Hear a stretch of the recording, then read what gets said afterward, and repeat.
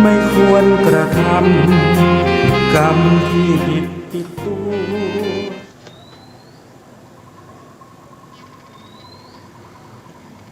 พุทธังสรณังกัจฉามิธัมมังสรณังกัจฉามิสังฆังสรณังกัจฉามิกราบนมัสการพระมหาเถระพระสังฆาธิการพระเถรานุเถระสวัสดีท่านผู้ฟังและผู้ชมทุกท่าน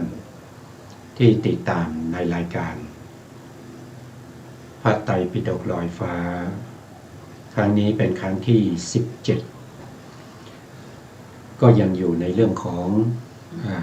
ลัคนาชิจตุกะของสภาวธรรมที่เป็นไปทางกายเรียกว่า กายเยกายานุปัสสีวิหารติอาตาปีสัมปชาโนสติมาวิเนยะโลเกอาภิชาโทมนัสสังถ้าเป็นไปในทางเวทนาซึ่งเป็นนามธรรมก็จะเป็นเวทนาสุเวทนานุปัสสีวิหารติอาตาปีสัมปชาโนสติมาวิเนยะโลเกอาภิชาโทมนัสสังแปลก็จะได้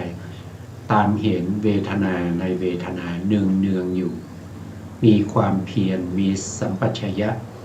มีสติกำจัดอภิชาและโทมนัสในโลกเสียได้ถ้าเป็นจิตก็เรียกว่าจิตเตจิตตานุปัสสีวิหารติอาตาปีสัมปชาโนสติมาวิเนยะโลเกอาภิชาโทมนัสสังถ้าเป็นธรรมธรรมก็คือได้แก่สัญญาขันธ์แล้วก็สังขารขันธ์เขาเรียกว่าเป็นธรรมนะก็เป็นธรรมเมธรรมานุปัสสีวิหารติอาตาปีสัมปชาโนสติมาวิเนยะโลเกอาภิชาโทมนัสสังถ้าแปลก็ตามเห็นธรรมในธรรมเนืองอยู่มีความเพียรมีสัมปชัญญะมีสติกำจัดอาภิชาและโทมนัสในโลกเสียได้ก็ในสติปัฏฐานนี้ก็มีอยู่แค่4ใช่ไหมครับก็คือกำหนดรู้กายกำหนดรู้กายก็คือรูปทั้งหลายรูป28นะแต่ที่จะเป็นอารมณ์ของสติปัฏฐานนั้นเขาเอาเฉพาะรูป18ที่เรียกว่านิพพานรูปแต่เมื่อเรารู้และเข้าใจเห็นแจ้งประจักษ์ในจิตตสันดานเห็นด้วยการประจักษ์แจ้งแล้วรูปที่เหลืออีก10รูปที่เป็นอนิพพานรูปก็สามารถรู้ได้ไม่ยากแต่ทั้งนี้ทั้งนั้นเนี่ยก็ต้องรู้นิพพานรูป18ก่อนก็มีมหาพุทธรูป4ก็คือได้แก่ธาตุดินเรียกว่าปฐวีธาตุธาตุน้ำเรียกว่าอาโปธาตุธาตุไฟเรียกว่าเตโชธาตุธาตุลมเรียกว่าวายุธาตุต่อมาก็จะเป็นรูปที่เป็นเขาเรียกว่าเป็นภาษาทรูป5ภาษาทรูป5ภาษาทรูป5นี้จะต้องรู้ได้ทางใจนะครับรู้ทางใจนะก็จะมีตาในที่นี้ก็หมายถึงประสาทตาเรียกว่าจักขาจักขุประสาทนะ2ก็คือได้แก่หูก็เรียกว่าโสตประสาท3จมูกก็ได้แก่ป ประสาทจมูกเรียกว่าคานะประสาทสี่ก็เป็นลิ้นนะครับก็เรียกว่าเป็นชิวหาประสาทห้าก็คือทางกายก็เรียกว่ากายประสาทอันนี้ทางกายทางรูปนะครับก็จะมีอยู่ห้าทวาร5ประตูนะครับที่จะไปสื่อสารกับสภาวะธรรมทั้งภายในและภายนอกภายในก็คือหมายถึงในตัวของเราภายนอกก็คือนอกตัวของเรานะแล้วต่อมาก็คือเขาเรียกว่าวิสยรูปนะวิสยรูป4ก็คือได้แก่รูปารมณ์รูปารมณ์ก็คือสีต่างๆก็คู่กับตานะสีต่างๆคู่กับตาคู่ที่สองก็คือสัทธารมณ์สัทธารมณ์ได้แก่เสียงเสียงก็คู่กับหู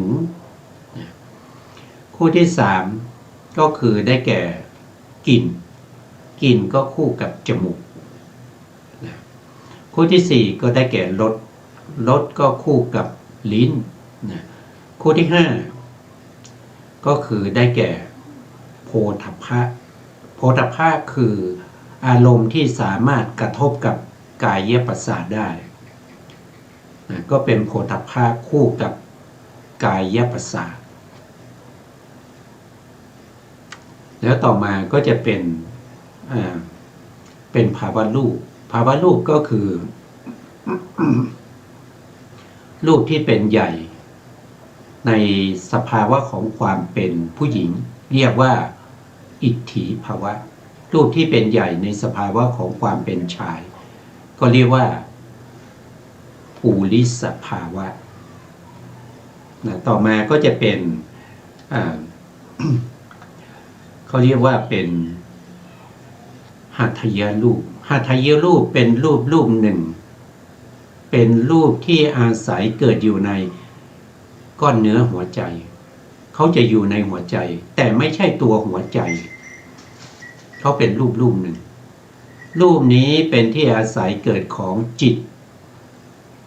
แล้วก็เจตสิกเกิดที่หัตถยวัตถุหัตถยวัตถุก็ต้องรู้ทางใจเหมือนกันผู้ที่มีสามารถที่จะรู้ได้โดยเขาเรียกว่าอภิญญา6เนี่ยก็สามารถที่จะรู้ได้นะต่อมาก็จะเป็นชีวิตรูปชีวิตรูปก็คือรูปหนึ่งที่รักษากรรมชรูปร่างกายของเรานี้เกิดจากกรรมเมื่อเกิดขึ้นมาก็ต้องมีผู้ที่มารักษานั่นคือชีวิตรูปชีวิตรูปเป็นตัวรักษากรรมชรูปให้มีอายุตั้งอยู่ได้เท่ากับ51อนุขนาดเล็กมีอุปทขณะคือการเกิดขึ้นของรูป1ขนาดเล็กๆสั้นนิดเดียวนะแล้วก็ตั้งอยู่อีก49ขณะเรียกว่าถีติขณะแล้วก็ขณะที่ดับไปอีก1ขณะเรียกว่าพังคขณะรวมแล้วรูป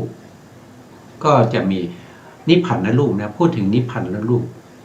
ก็จะมีอายุเท่ากับ51ขนาดเล็กส่วนนิพพานรูปเนี่ยบางรูปก็มี51ขนาดเล็กบางรูปก็ไม่ถึงนะครับไม่ถึง51ขนาดเล็กบางรูปก็เกิดพร้อมจิตแล้วก็ดับไปพร้อมจิตอันนี้เป็นลักษณะของรูปแต่ถ้าเป็นจิตกับเจตสิกเนี่ยก็มีอายุอยู่แค่3อนุขณะเท่านั้นเองจิตดวงหนึ่งมีอายุเท่ากับ3ขณะเล็กๆมีการเกิดขึ้น1ขณะตั้งอยู่1ขณะแล้วก็ดับไป1ขณะเป็นอยู่อย่างนี้ตลอดชีวิตของผู้ที่ได้เกิดมาเป็น เป็นมนุษย์เป็นเทวดาเป็นพรหมหรือว่าเป็นสัตว์ในอบายหรือว่าจะเกิดเป็นอรูปพรหมที่ไม่มีจิตก็มีอยู่ภพภูมิเดียวก็คืออสัญญาสัตตภูมิไม่มีจิตเพราะฉะนั้นจิตและเจตสิกก็ไม่สามารถจะเกิดดับในภพนั้นได้จิตกับเจตสิกนี้เกิดพร้อมกันนะครับอาศัยวัตถุเดียวกันเกิดขึ้นรู้อารมณ์เดียวกันแล้วก็ดับพร้อมกันถ้าครบคุณสมบัติ4อย่างนี้ก็ถือว่าเขาเป็นสภาวะธรรมที่สัมปยุตกันสัมปยุตก็คือประกอบกันประกอบกันเป็นเนื้อเดียวกันเราไม่สามารถที่จะแยกออกได้ว่าอันนี้คือจิตอันนี้คือเจตสิกบางคนเนี่ยสงสัยว่าแล้วทำไมเราเรียนได้ก็เราเนี่ยเรียนอยู่ทุกวันนี้ก็เพราะว่าพระปัญญาของพระสัมมาสัมพุทธเจ้าเป็นผู้ที่จำแนกแจกแจงแยกออกมาให้พวกเราได้ศึกษาเล่าเรียนได้สร้างบุญบารมีเป็นปัญญาบารมีวิริยะบารมีมีความพยายามในการศึกษาเล่าเรียนขันติบารมีมีความอดทนอดกั้นต่อสภาวะธรรมที่มายั่วยุให้เราเลิกศึกษาเลิกสนใจในเรื่องของปัญญาสิ่งเหล่านี้เป็นสิ่งที่เราจะต้องใฝ่หาเป็นสิ่งที่เราต้องสร้างถ้าเราไม่สร้างเราไม่ใฝ่หาเราก็ไม่มีอัตตะสัมมาปณิธิไม่ได้ตั้งตัวไว้ชอบในภพถ้าเราไปเกิดในภพข้างหน้าเราก็ไม่มีบุญนะเพราะเราตั้งตัวไว้ไม่ดีนะเราไม่ได้ตั้งตัวไว้ดีนะครับการปฏิบัติธรรมเนี่ยก็ต้องปฏิบัติไปตามขั้นตอนนะเวลาเรากำหนดรู้ในสภาวะธรรมทั้งหลายกำหนดรู้รูปก็ตามเวทนาก็ตามจิตก็ตามหรือว่าธรรมก็ตามเราก็ต้องกำหนดรู้ลักษณะคือเครื่องหมายที่บ่งบอกว่าสิ่งนี้คือรูปแต่รูปก็มีมากมายเพราะฉะนั้นเราก็ต้องกำหนดรู้รูปในรูปก็คือกำหนดรู้รูปส่วนย่อยในรูปส่วนใหญ่ในร่างกายเราเนี่ยเรามีรูปถึงว่าโดยนิพพานรูปเนี่ยเราก็มีอยู่17รูปด้วยกันนะครับคนหนึ่งมีอยู่17นะผู้ชายมี17ผู้หญิงก็มี17นะครับผู้หญิงก็เว้นปุริสภาวะผู้ชายก็เว้นอิทธิสภาวะรูปเหล่านี้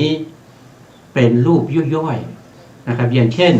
ธาตุดินธาตุน้ำธาตุไฟเนี่ยก็อยู่ในตัวของเราเนี่ยมีธาตุเหล่านี้ประกอบแต่เรารู้ได้ยังไงว่าอย่างแขนของเราเนี่ยเรายกแขนอย่างเงี้ยเรารู้ได้อย่างไรว่าที่ยกแขนมาได้เนี่ย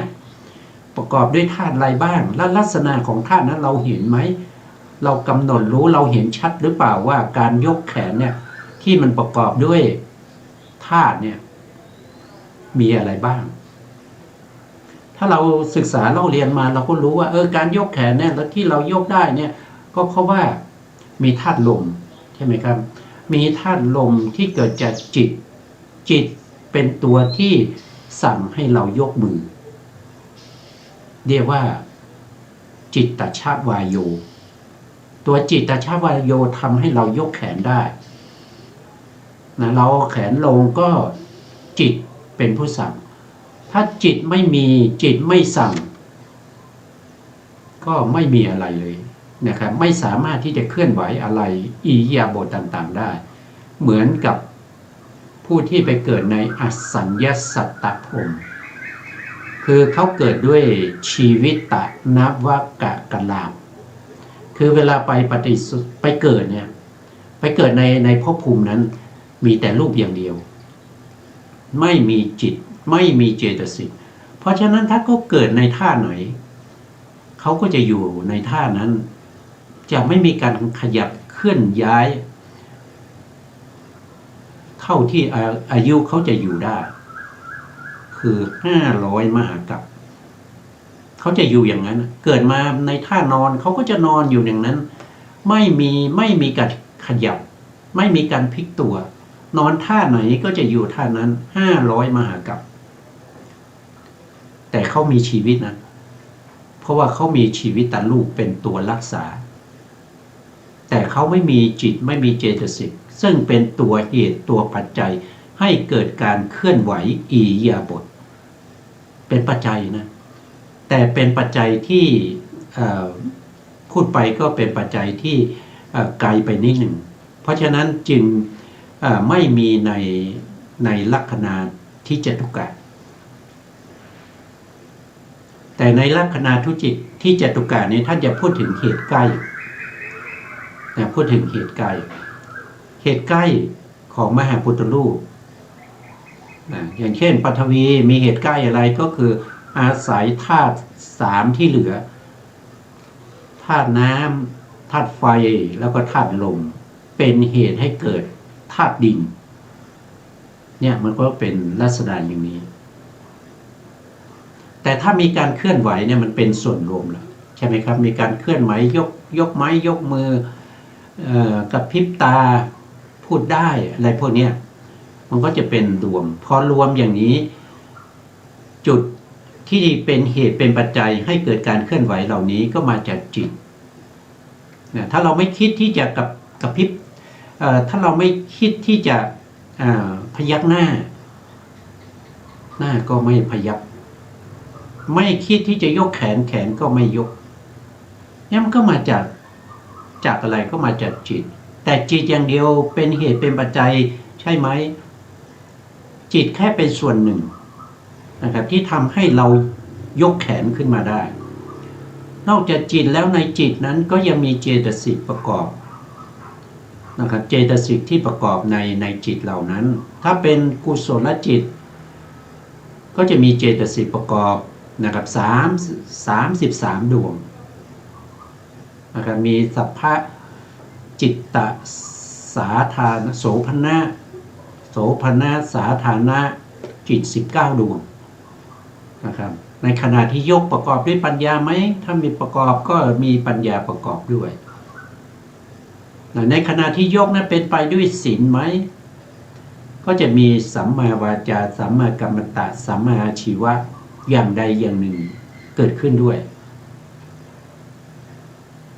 ในขณะนั้นเป็นไปด้วยเมตตาไหมเป็นไปด้วยกรุณากับมุทิตาหรือเปล่าเนี่ยก็จะมีมากมายที่เป็นปัจจัยที่เข้ามาเกี่ยวข้องแต่ถ้าเรารู้ชัดสิ่งใดสิ่งหนึ่งด้วยการประจักษ์แจ้งในจิตของเราเนี่ยนั่นก็แสดงว่าเราสามารถที่จะรู้อย่างอื่นได้โดยไม่ยากแต่ขั้นตอนที่1เนี่ยจะต้องให้เรารู้ด้วยการประจักษ์แจ้งประจักษ์ตังในลักษณะประจักษ์ตะลักษณะของสภาวธรรมเหล่านี้ก่อน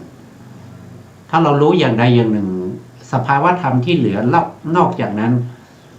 ก็ไม่ใช่ปัญหาละต้องรู้อย่างใดอย่างหนึ่งก่อนให้เชี่ยวชาญ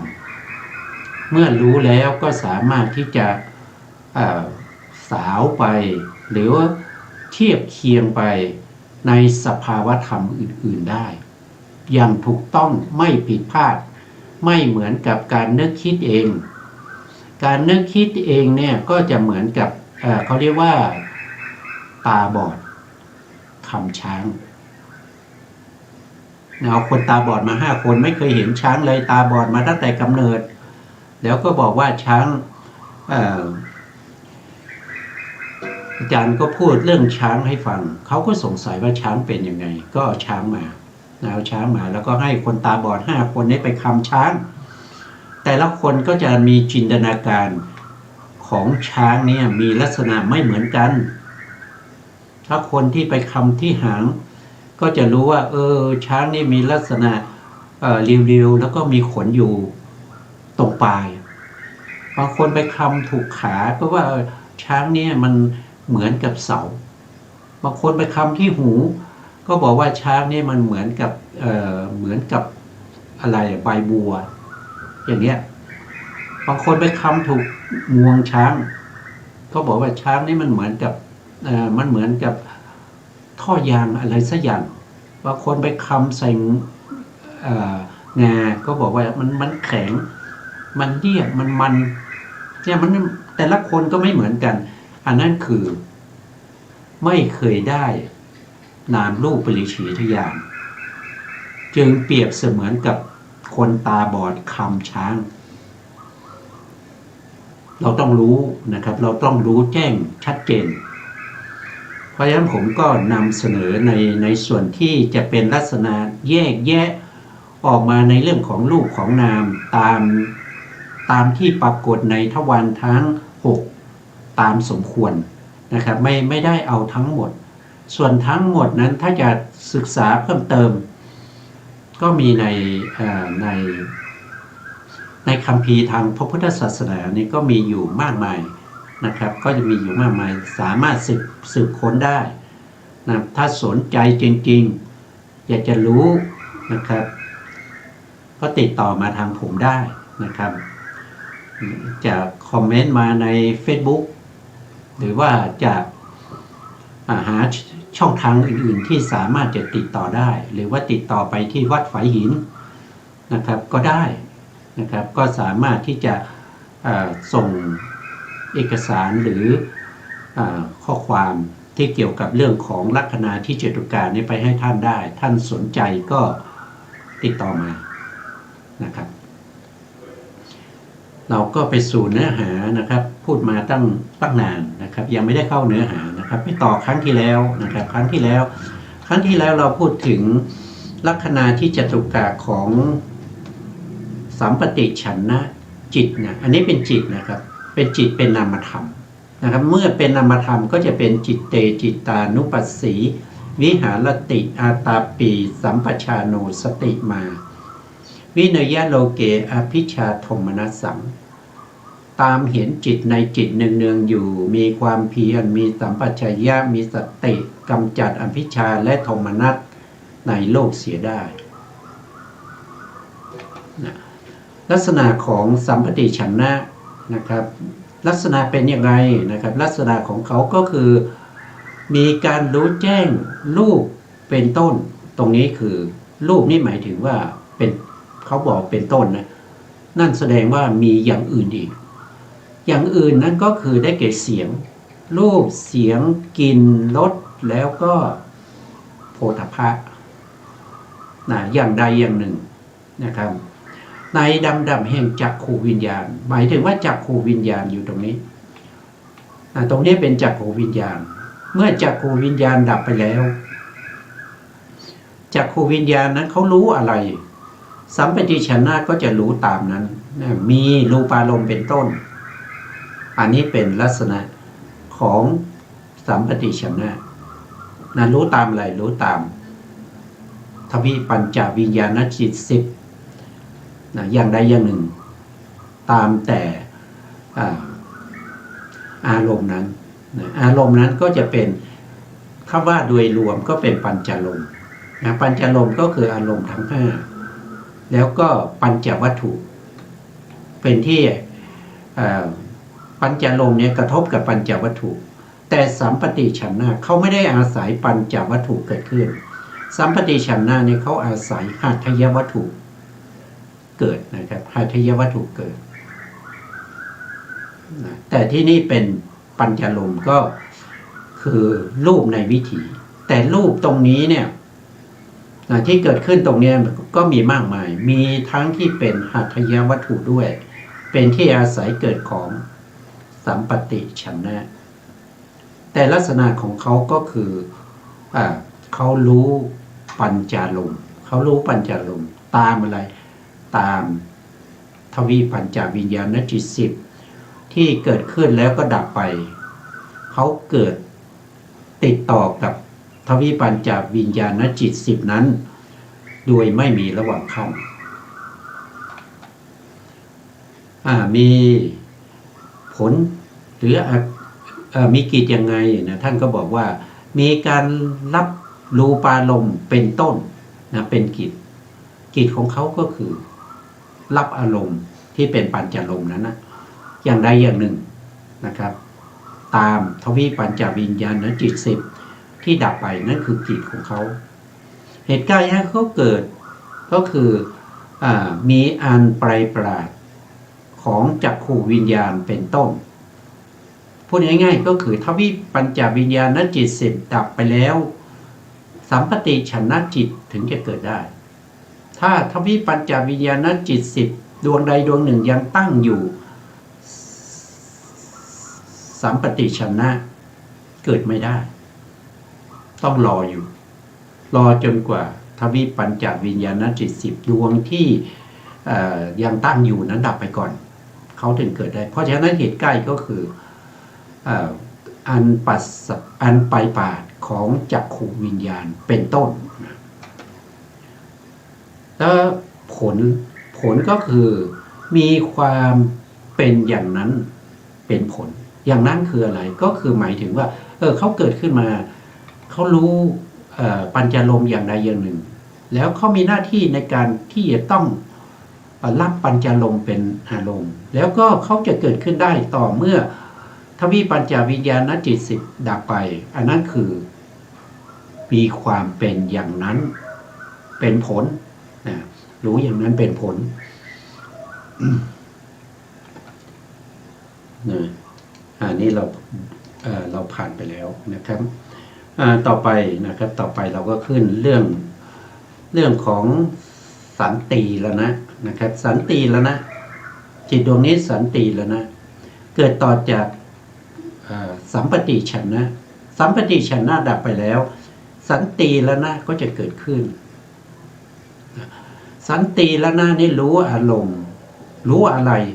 ก็รู้อารมณ์ที่สัมปติฉันนะรับมาจากทวิปัญจวิญญาณจิต10เพราะอยู่ในวิถีเดียวกันก็รู้อารมณ์อย่างเดียวกันนะเมื่อสัมปติฉันนะเกิดขึ้นแล้วก็ดับไปสันติแล้วนะก็จะเกิดตามมานะลักษณะที่จตุกะของสันติแล้วนะครับชาลาลัมมะนะวิชานะนะลักขณามีการรู้แจ้งอารมณ์6อารมณ์6ก็ตรงนี้ท่านบอกไว้นะครับทั้งปัญจทวารอารมณ์ที่เป็นไปทางปัญจทวารก็คือปัญจลมนะครับแล้วก็มโนทวารก็เป็นธรรมารมณ์และทวารวิมุตติเขารู้ได้หลายอย่างนะครับแต่ในขณะที่เขาเกิดตรงนี้นะเขาจะไม่รู้มโนทวารแล้วก็ไม่รู้ทวารวิมุตติเขาจะรู้เฉพาะปัญจารมณ์อย่างใดอย่างหนึ่งที่สัมปติฉันนะจิตรับมาแล้วก็ดับไปอันนี้เป็นลักษณะของสันติแล้วนะ กิจของเขาก็คือสันติละนะสันติละนาที่รักษามีอันพิจารณารูปเป็นต้นเป็นกิจสันติละนาเนี่ยตรงนี้ใช้คำว่าพิจารณาบางที่เขาจะใช้คำว่าไต่สวนนะครับก็คือพิจารณาอารมณ์นั้นนะครับที่รับมาต่อจากสัมปติฉันนะนั้นว่าเป็นอะไรเป็นอย่างไรเป็นอธิปดีอารมณ์ไหมเป็นอารมณ์ธรรมดาหรือเปล่าเป็นอารมณ์ที่ดีหรือไม่ดีสิ่งเหล่านี้เป็นสิ่งที่เป็นกิจของสันติแล้วนะตรงนี้ผมเขียนว่า6/0 6/0 นี้ก็คืออารมณ์6นะครับอารมณ์6ก็จะมี1ก็คือรูปารมณ์สัทธา2สัทธารมณ์3คันธารมณ์4รัสสารมณ์5โพธพารมณ์แล้วก็6ธรรมารมณ์แล้วก็0คืออะไร0ก็คือ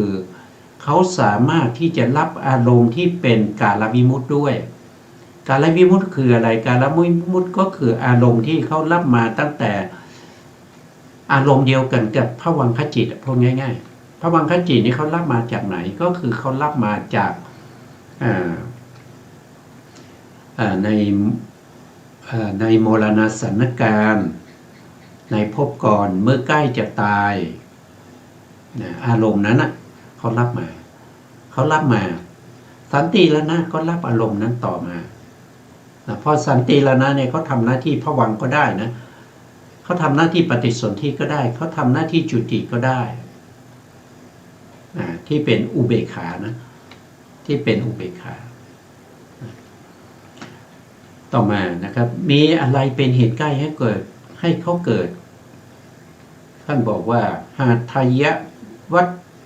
ถุปัฏฐฐานังตรงนี้ทำไมใช้นังข้างบนเป็นใช้สาน่าจะพิมพ์มาผิดนะถ้าเป็นนาก็ต้องเป็น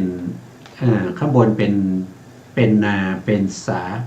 ตรงนี้ก็น่าจะเป็นปัจจุปฐานังนะครับปัจจุปฐานาตรงนี้ก็เป็นปัฏฐฐานาไม่ใช่ปัฏฐ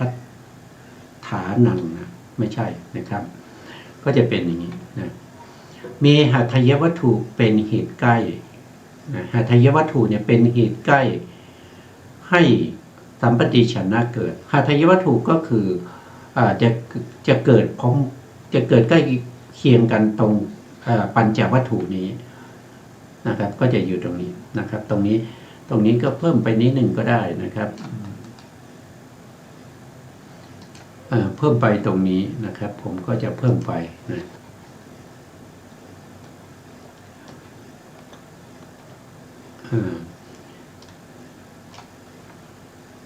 คือสภาวธรรมเหล่านี้ก็เป็นสิ่งที่มันมีอยู่นะครับเป็นสิ่งที่มันมีอยู่แล้วก็สิ่งเหล่านี้เนี่ยเป็นโดยธรรมชาตินะครับไม่มีใครที่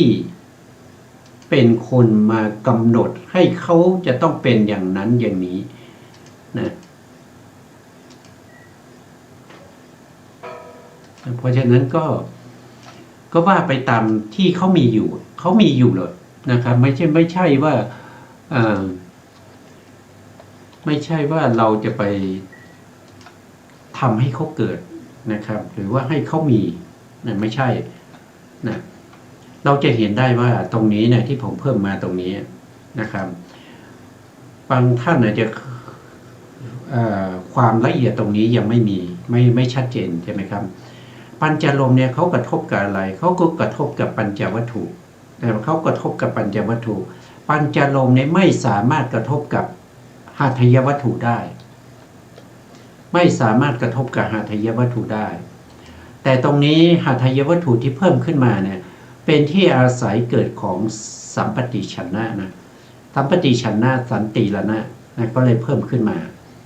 เลยบอกไว้ในที่นี้เป็นเหตุใกล้ให้เกิดสัมปติชนะหรือบางทีเหตุใกล้ให้เกิดสัมปติชนะก็คือโทษทีสันติละนะนะครับเป็นเหตุใกล้ให้เกิดสันติละนะก็คือหาทยวัตถุหรือบางที่เขาอาจจะบอกว่า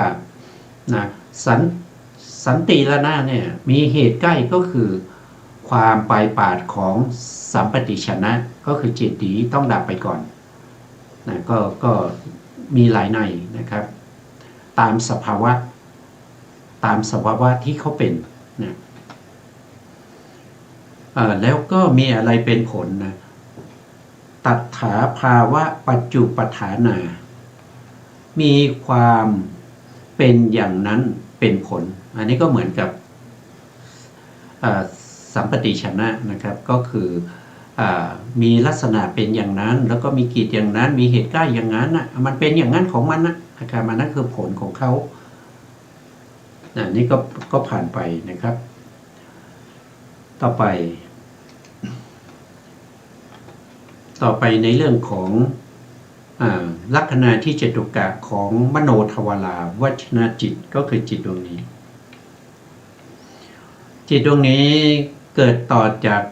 สันติแล้วนะสันติแล้วนะดับไปเมื่อไหร่มโนทวาราวชนะจิตก็จะเกิดขึ้นทำหน้าที่โวทัพนะ ก็คือตัดสินอารมณ์นะโดยทั่วไป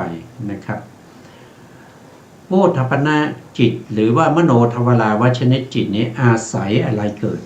นะก็อาศัยหัตถยวัตถุเกิดนะผมเพิ่มตรงนี้นิดหนึ่ง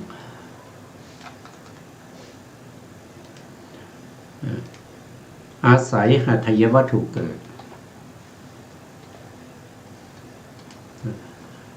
แต่วิถีนี้จะมีอารมณ์ที่เป็นปัญจลมเมื่อมีอารมณ์ที่เป็นปัญจลมเราก็จะต้องรู้ว่าปัญจลมเนี่ยเวลาเขาเกิดขึ้นเนี่ยเขากระทบกับอะไรเขาก็กระทบกับปัญจวัตถุแล้วก็เป็นอารมณ์ให้แก่วิถีจิตในวิถีนั้นทั้งหมดเป็นปัญจลมอย่างเช่นจิตที่เป็นสัมปติชนะสันติรณะโวทัพนะเนี่ยมีปัญจลมอย่างใดอย่างหนึ่งเป็นอารมณ์แต่เขาไม่ได้อาศัยหัตถยวัตถุเกิดโทษทีเขาไม่ได้อาศัยปัญจวัตถุเกิดเขาอาศัยหัตถยวัตถุเกิดผมก็เลยเพิ่มตรงนี้เป็นหัตถยวัตถุเป็นที่อาศัยเกิดของสัมปติชนะจิตสันติรณะจิตแล้วก็โวทัพนะจิตอาศัยหัตถยวัตถุเกิดขึ้นรู้รูปารมณ์โวทัพนะจิตหรือมโนทวาราวชนะจิตนี้จะเกิดขึ้นได้ก็ต้องมีหัตถยวัตถุเป็นที่อาศัยแล้วก็มีอารมณ์ที่เป็นปัญจารมณ์ที่สันติรณะรับมาแล้วสันติรณะนั้นจะต้องดับไปก่อน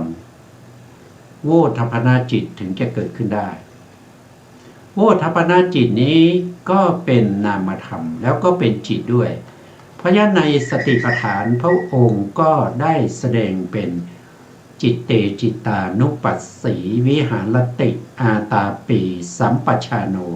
สติมาวิเนยโลเกอาภิชาโทมนัสสังนะเรามาดูลักษณะที่จตุกะของโวทัพนะหรือมโนทวาราวชนะจิตนะครับมีลักษณะอย่างไรท่านบอกว่าชาลาลัมมณวิชานนะลักขณามีการรู้แจ้งอารมณ์หกเป็นลักษณะโวทัพนะจิตเนี่ยในที่นี้เนี่ยเขารู้อารมณ์ได้อย่างเดียวจะเป็นปัญจลมอย่างใดอย่างหนึ่งจะเป็นรูปารมณ์สัทธารมณ์คันธารมณ์รัสสารมณ์โพธพารมณ์อย่างใดอย่างหนึ่งเป็นอารมณ์ในที่นี้แต่ตัวเขาจริงๆเขารับอารมณ์ได้ถึงหกรับอารมณ์ที่เป็นธรรมารมณ์ก็ได้นะเป็นลักษณะอันนี้เป็นลักษณะของเขาอย่างนี้เนี่ยพูดโดยรวมนะครับแต่ถ้าพูดโดยเจาะจงลงไปคือจิตเตจิตานุปัสสีก็คือตามเห็นจิตในจิตก็คือเขาจะรู้เฉพาะปัญจลมที่กำลังปรากฏอยู่นี้นะครับที่กระทบกับปัญจวัตถุแล้วตั้งอยู่เนี่ยตรงเนี้ยที่เขาตั้งอยู่เนี่ยจะเป็นอะไรเป็นรูปหรือรูปารมณ์เป็นเสียงสัทธารมณ์เป็นกลิ่นคันธารมณ์เป็นรสหรือรัสสารมณ์หรือว่าเป็นเย็นร้อนอ่อนแข็งหย่อนตึงก็เป็นโพธพารมณ์เขาจะรู้อย่างเดียวเท่านั้นตามจิตข้างหน้าที่เพิ่งดับไปเป็นผู้ที่นำส่งมาซึ่งอารมณ์ที่สันติรณะได้ไต่สวนแล้วเรียบร้อยแล้วส่งมาให้โวทัพนะโวทัพนะจะทำหน้าที่ในการตัดสินอารมณ์เขาเป็นอย่างนั้นนะต่อไปนะเราก็มาดูกิจของเขาในลักษณะที่จตุกะนะท่านบอกว่าปัญจทวาละมโนทวาเลสุโวทะวนา วชนะละสามีอันธรรมวัชนะ กำหนดอารมณ์ในปัญจารมณ์และมโนทวารเป็นกิจเขาทำหน้าที่ในการที่จะถ้าเป็นในวิถีที่เป็นปัญจทวารวิถีทาง5ทางกายเนี่ยเขาจะทำหน้าที่ตัดสินอารมณ์ก็คือโวทัพพนะโวทัพพนะเนี่ยตรงนี้โวทัพพนะแต่ถ้าเขาไปเกิดทางมโนทวารเขาก็จะทำหน้าที่เป็นอาวัชนะก็คือพิจารณาอารมณ์ใหม่นะแต่ตรงนี้เราก็ต้องรู้นะเราก็ต้องรู้ต้องเข้าใจว่าเขาเกิดในทวารไหนถ้าเกิดในทวารที่เป็นทางตาก็จะต้องทำการตัดสินรูปารมณ์รูปารมณ์นั้นว่าเป็นอารมณ์ที่ดีไม่ดีหรือว่าเป็นอารมณ์ที่มีกำลังไม่มีกำลังนะครับเป็นอธิปดีอารมณ์หรือว่าเป็นมัชฌตารมณ์หรือว่าเป็นประเภทที่เป็นอิทธารมณ์หรือเป็นอนิถารมณ์นะเพราะเขามีผลต่อจิตที่จะเกิดต่อไปตรงนี้เป็นชวนาจิตตรงนี้ชวนาจิตเพราะเขาต้องรู้อย่างนี้นะครับอันนี้เป็นสัจธรรมเป็นความจริงนะครับรู้ตามความเป็นจริงที่เขาเป็นไม่ใช่นึกคิดเอาไม่ใช่นึกคิดเอาถ้านึกคิดเอาก็ไม่ใช่ความจริงไม่ใช่สัจธรรมแล้วจะเข้าถึงอริยสัจได้อย่างไรเข้าไม่ได้นะครับต้องรู้อย่างนี้ถึงจะเข้าถึงอริยสัจได้เพราะเป็นสัจธรรมความจริงไม่มีการผันแปรเปลี่ยนแปลงไปเป็นอย่างอื่นนะถ้าเรารู้โดยไม่เข้าใจรู้เพราะว่าได้ยินได้ฟังรู้เพราะว่าได้ศึกษาเราเรียนมาไม่ได้รู้จากจิตของเราโดยตรงเขาไม่เรียกว่าเป็นปัจจัตตังรู้ได้เฉพาะตนไม่ใช่นะครับนั่นรู้ตามเขาเหมือนกับคนตาบอดคำช้างนะต่อไปก็คือผลนะครับผลยังไงเขาเกิดขึ้นมีผลยังไงตัฏฐาภาวะปัจจุปัฏฐานังตรงนี้ทำไมข้างบนเป็นข้างล่างเป็นนัง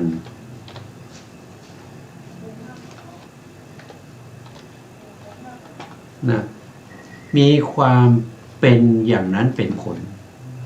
อย่างนั้นอ่ะมันเป็นอยู่ของมันอย่างนั้นนะครับนอกจากนั้นไม่มีอ่ะอันนี้ก็คือเป็นผลของเขาเหตุการณ์นี้ก็เกิดนะครับอาเหตุกะวิปากะมโนวิญญาณธาตุพังคานังอัญญตลาปาคะมะปัฏฐานามีอันไปปาดในดำแห่งภวังคะของอาเหตุกะวิบากมโนวิญญาณธาตุเป็นเหตุใกล้เขาหมายถึงจิตดวงนี้เป็นวิบากนะครับเป็นวิบากสัมปติชนะนี่เป็นวิบากจะเป็นวิบากที่เป็นอาเหตุกวิบากที่เป็นกุศลก็ได้เป็นอกุศลก็ได้หมายถึงว่าเป็นผลของอกุศลก็ได้เป็นผลของกุศลก็ได้แต่ไม่ได้ประกอบด้วยเหตุไม่ได้ประกอบด้วยเหตุเขาเป็นอาเหเนี่ยอาเหตุวิปากะมโนวิญญาณธาตุมโนวิญญาณธาตุนั้นมีอยู่ทั้งหมด76 ดวงนะครับเว้นอะไรเว้นทวิ10แล้วก็เว้นสัมปติชนะ2แล้วก็เว้นปัญจทวาราวัชนะจิต1เพราะนั้นจิตที่เว้นไป13 ดวงจิตทั้งหมดเนี่ยมีอยู่89เว้นไป13ก็เหลือ76เหลือ76เหล่านั้นเป็นมโนวิญญาณธาตุถ้าพูดถึงมโนวิญญาณธาตุเราก็ไม่รู้ว่ามันเป็นจิตดวงไหนล่ะมันมีถึง76 ดวงแต่ตรงนี้ท่านบอกว่าเป็นอาเหตุกะแล้วก็เป็นวิบากด้วย อเหตุกะวิบากอเหตุกะวิบากก็เจาะจงลงไปเลยว่าเขาเป็นอเหตุกะนะเรามาดูบางท่านจะงงนะครับท่านหมายถึงจิต3ดวงนี้นะจิต3ดวงนี้จิต3ดวงนี้เขาเป็นอเหตุกะนะครับอเหตุกะจิต18นะเขาอยู่ในอเหตุกะจิต18 3ดวงนี้เป็นสันติแล้วนะเป็นสันติแล้วนะเขาข้างบนนี้เป็นอเหตุกะวิปากจิตก็คือเป็นอเหตุกะแล้วก็เป็นผลของอกุศลด้วยเนี่ยอกุศลวิปากจิตเนี่ยเขาเป็นผลของอกุศลแต่2ดวงข้างล่างนี้เขาเป็นอเหตุกะวิปากจิตเนี่ยดวงที่1เป็นอุเบกขาดวงที่2เป็นสมนัตมีอยู่2ดวงด้วยกันเป็นผลของกุศลวิบากแต่อยู่ในประเภทอเหตุกะกุศลวิบากเนี่ยคือการที่เราจะรู้ลักษณะเจาะจงไปจิตในจิตเนี่ยจิตนี่มันมีตั้ง89อ่ะแล้วเราจะรู้ได้ยังไงว่ามันเป็นจิตดวงไหนก็คือจิตเตจิตตานุปัสสีคือตามเห็นเนืองจิตในจิตอ่ะตามเห็นจิตตามเห็นจิตในจิตเนืองก็คือเจาะเข้าไปในจิตนั้นว่ามันเป็นจิตดวงไหนยังไงมีลักษณะยังไงก็รู้ได้ด้วยลักขณาที่จตุกะถ้าไม่มีลักขณาที่จตุกะเรารู้ไม่ได้เราไม่รู้นะครับเพราะมีลักขณาที่จตุกะเนี้ยที่เป็นคล้ายๆเป็นกระจกคือเราไม่สามารถเห็นหน้าของเราได้นะครับหน้าของเราเนี่ยเราไม่รู้หล่อหรือไม่หล่อตาเป็นยังไงขนคิ้วเราเป็นยังไงปากเราเป็นยังไงจมูกเราโด่งไหมเราไม่รู้นะถ้าไม่มีลักขณาที่จตุกะที่พระพุทธองค์แสดงไว้ลักขณาที่จตุกะที่พระพุทธองค์แสดงไว้นั่นก็คือเป็นกระจกบานใหญ่เป็นกระจกเงาให้เราเอาหน้าเราเนี่ยไปปรากฏอยู่ในกระจกเงาเราถึงจะรู้ว่าโอ้ตาเราเป็นอย่างนี้นะจมูกเราเป็นอย่างนี้นะปากเราเป็นอย่างนี้คิ้วเราเป็นอย่างนี้ใบหูเราเป็นอย่างนี้เนี่ยเพราะมีกระจกเงานะครับแต่กระจกเงานั้นไม่ได้เป็นเรานะคนที่อยู่ในกระจกเงาไม่ได้เป็นเรานะครับไม่ได้เป็นเรานะแต่เพียงแต่ว่าเขาส่องให้เห็นหน้าของเราได้นะครับเนี่ยก็เหมือนกับลักขณาที่จตุกะนี้เป็นตัวส่องให้เราเข้าถึงสภาวธรรมเหล่านี้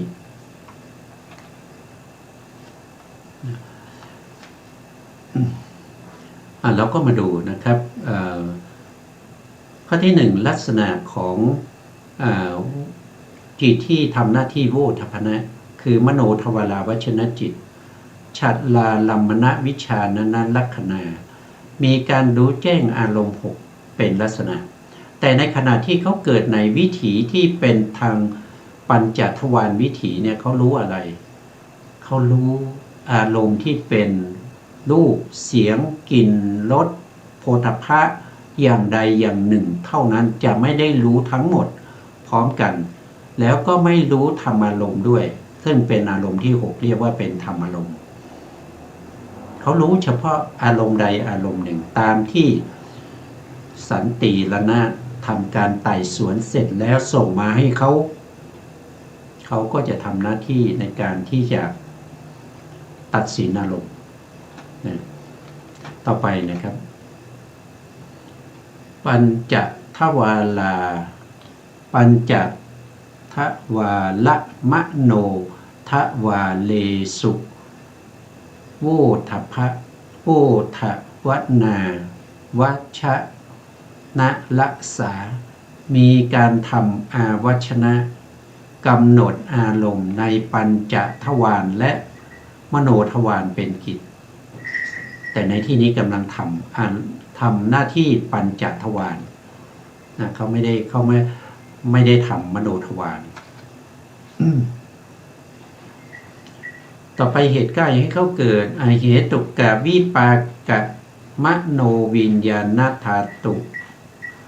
พังคานังอัญญตลาปาคมะปาทัฏฐานามีอันไปป่าในดำดาบแห่งภวังค์ของเหตุกะวิปากะมโนวิญญาณธาตุเป็นเหตุใกล้ดวงนี้นะครับดวงนี้เป็นสันติละนะสันติละนะเนี่ยที่เป็นอุเบกขานะสันติละนะดวงนี้เป็นเหตุกะวิบากคือหมายดวงนี้เป็นดวงข้างบนนะครับเป็นอกุศลวิปากะวิบากนะเขาทำได้ที่เกิดด้วยไปเกิดที่ไหนเป็นจิตที่ไปปฏิสนธิในอบายไปเกิดเป็นสัตว์นรกเป็นเปรตเป็นอสุรกายเป็นสัตว์นรกถ้าเป็นจิตดวงนี้จิตดวงนี้เป็นเหตุกะกุศลวิบากแต่เป็นอุเบกขาทำหน้าที่เกิดด้วยทำหน้าที่ปฏิสนธิภวังค์จุติด้วยเกิดที่ไหนเกิดในมนุษย์เกิดเป็นมนุษย์นะครับแต่เป็นมนุษย์ที่ไม่สมบูรณ์นะครับไม่สมบูรณ์เป็นมนุษย์ที่ขาดตกบกพร่องเป็นมนุษย์ที่บางทีตาบอดเกิดมาก็ตาบอดหูหนวกเป็นใบ้หรือว่าเป็นเด็กพิเศษนะครับเกิดด้วยจิตดวงนี้แล้วเขายังไปเกิดในเทวดาชั้นต่ำเป็นภูมิมัทธเทวดานะครับในชั้นจตุมหาราชิกาได้ด้วยแต่เกิดมาก็อัปลักษณ์นะครับอันนี้เกิดจากบุญนะเกิดบุญที่มีกำลังน้อยนะครับแล้วก็ไม่ประกอบด้วยปัญญาก็เป็นเหตุกะเรียกว่าอุเบกขาสันติละนะอกุศลวิบากหนึ่งแล้วก็เหตุกะกุศลวิบากอีกหนึ่งสองดวงนี้ทำหน้าที่เกิดส่วนจิตดวงนี้นะครับที่เป็นสมนัตสันติละนะที่เป็นสมนัตเป็นฝ่ายของเหตุกะกุศลวิปากจิตนะเขาจะไปทำหน้าที่ในเขารับอารมณ์6ได้เนื่องจากเขาทำหน้าที่ในตาทาลัมมนะเขาไม่นำเกิดก็จริงแต่เขาทำหน้าที่ในตาทาลัมมนะเขาสามารถจะรับอารมณ์6ได้นะครับต่อไปข้อที่4นะครับเป็นผลนะครับตถาภาวะปัจจุปฐานามีความเป็นอย่างนั้นเป็นผลนะก็คือข้อที่1ข้อที่2และข้อที่4เขาเป็นอย่างนั้นเขาเป็นอย่างนั้นนะนอกจากนั้นเขาไม่เป็นนะท่านบอกว่าอย่างนั้นนะครับอันนี้ก็ผ่านไปนะครับต่อไปก็จะเป็นก็เป็นอะไรเป็นชวนะนะครับเป็นชวนะแล้วนะลักษณะที่จตุกะของชวนะตรงชวนะเนี่ยจิตที่จะเกิดตรงนี้ได้ก็จะมีอกุศลนะอกุศลจิตนะครับอกุศลจิตมีเท่าไหร่มีอยู่12ดวง12ดวงนี้สามารถเกิดตรงนี้ได้นะเหตุกะจิตมีอยู่1ดวงเท่านั้นที่จะเกิดตรงนี้ได้นั่นคือหาสิตุปาทจิตดวงนี้ดวงเดียวนะครับเป็นของพระอรหันต์นะหาสิตุปาทจิตนี้เป็นของพระอรหันต์ถ้าใครยังไม่เป็นพระอรหันต์ก็จะไม่มีนะครับก็จะไม่มีในชวนะนี้แล้วจากนั้นก็จะมีมหากุศลจิต8ก็เกิดตรงนี้ได้นะก็เกิดตรงนี้ได้ในวิถีนี้จิตที่จะทำหน้าที่ชวนะตรงนี้ได้เนี่ยก็จะมีอยู่เท่าไหร่21ดวงนะ21ดวงก็คือได้แก่เหตุกะกุศลจิต12แล้วก็มหากุศลจิต8รวมก็เป็น20แล้วก็หาสิตุปาทจิตอีก1ดวงก็เกิดตรงนี้นะครับแล้วก็ยังมีนะครับยังมีมหากิริยานะมหากิริยาเป็นจิตของพระอรหันต์เหมือนกันนะมาเกิดตรงนี้ได้อีก8นะครับเมื่อกี้เรานับมาได้เท่าไหร่21บวกมหากิริยา8ก็เป็น29นะตรงนี้เกิดได้29นะครับไม่ใช่21นะ29 นะครับแต่ต้องเป็นของพระอรหันต์ด้วยนะครับลัคนาที่จตุกะของชวนาจิตตรงนี้ท่านบอกว่าเป็นอกุศลนะอกุศลทำหน้าที่ชวนะลัคนาที่จตุกะของอกุศลก็คือมีลักษณะมีโทษให้ผลเป็นความทุกข์เป็นลักษณะแล้วก็มีอันเป็นค่าศึกต่อกุศลเป็นกิจมีความขุ่นมัวเป็นอาการปรากฏมีอโยนิโสมนสิการเป็นเหตุใกล้ให้เกิดนี้เราก็เอาแค่นี้ก่อนนะครับวันนี้เวลาเราหมดนะซึ่งการศึกษาเรื่องของสติปัฏฐานสี่ก็จะต้องรู้รายละเอียดเหล่านี้เพราะแยกกระจัดกระจายลงไปในรายละเอียดต่างๆนะครับสุดท้ายนี้ขอกราบขอบพระคุณพระครูสมุทรวิสุวัฒน์วรกิจโจผู้อำนวยการสถานีวิทยุเพื่อการศึกษาพระพุทธศาสนาและวัฒนธรรม FM 104.5 เมกะเฮิรตซ์วัดฝายหินจังหวัดเชียงใหม่และขอกราบขอบคุณพระครูปริยัติยานุศาสตร์ขอบคุณท่านผู้ฟังและผู้ชมทุกท่านที่ติดตามในรายการพระไตรปิฎกลอยฟ้าพบกันใหม่ในโอกาสต่อไปครับวันนี้ลาไปก่อนครับสวัสดีครับ